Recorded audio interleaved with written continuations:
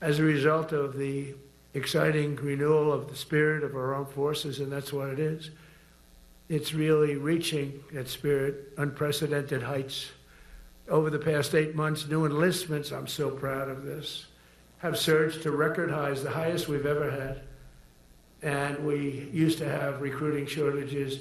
If you remember, about a year and a half ago, I was at the beginning stage of a campaign, and things came out that you couldn't get people to join the armed forces. And by the way, the police also. Fire department. I always put the fire department in because they're great. They're great. And I got 95% of their vote, too. That helps. When you get 95% of their vote, you always have to mention them.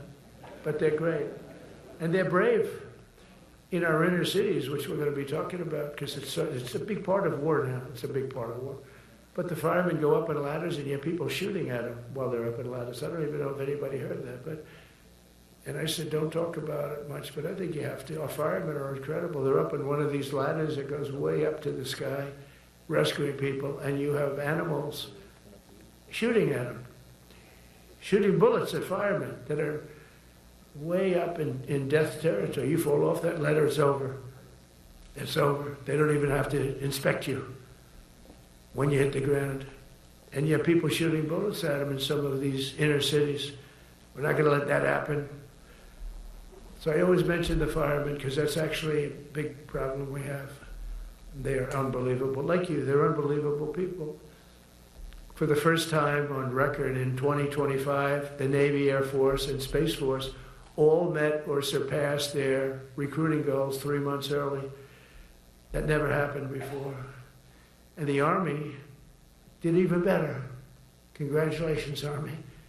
They met everything. And these were the highest standards because we're making it larger. So these were much higher standards than you had 4 years ago, 3 years ago, during the Sleepy Joe Biden era. And the Army did it 4 months early. And you remember, a year and a half ago, they said the big story is that we're way behind with the Army, Air Force, the Navy, the Marines. We're way behind, Coast Guard, and even Space Force. I love Space Force because that was my creation. You know, when you create something, I love it. And the people we put in there were good. I got that right. We put in great people initially, and we've really dominated. We really dominate in that sphere now. We're way behind China and Russia, and now we dominate. Space Force turned out to be a very important thing. I said from the beginning, you know, when Biden came into office, he wanted to terminate. He said, and this thing called Space Force, so we could get rid of that. And he got hammered by the people in this room for even suggesting it, because it's very important, one of the most important. And as time goes by, it'll get more and more important. But we're now at 106% of our recruiting targets for the year, and that's the best in far more than a generation. And for the Marines, morale is so strong that the Marine Corps will meet its 2026 retention targets before the end of October, which never happens. And that's the earliest it's ever happened in the history of our country.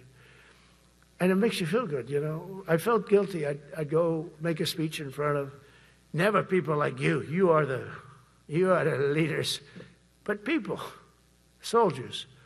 And I felt embarrassed because there'd be stories about, you know, we couldn't fill up our Army, Navy, Air Force. We couldn't fill them up. And it was headlines. It was during Biden's